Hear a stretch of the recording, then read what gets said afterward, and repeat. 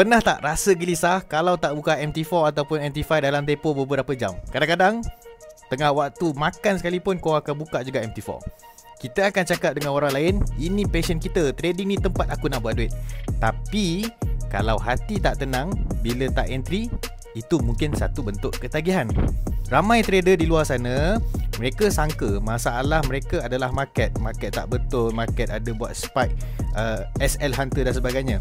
Tapi apa yang kita kena faham adalah masalah sebenarnya adalah kita tak boleh berhenti dengan apa yang kita buat. Entry yang kita lakukan bukan lagi mengikut setup, tapi kita ikut emosi. Sebab apa? Kita ada perasaan untuk lebih dan selalu tak cukup. Aku nak tanya dekat korang, bila kali terakhir korang dapat rehat dengan tenang tanpa fikir pasal chart? Kalau korang rasa trading dah mula untuk rosakkan hubungan korang, hubungan sesama family, aku rasa it's time untuk kau sit back and relax dulu. Tarik handbrake, kau fikir balik apa yang kau buat, betul ke tak betul. Kau nak tahu lebih banyak cerita-cerita realiti dalam trading, kau kena follow akaun aku ni.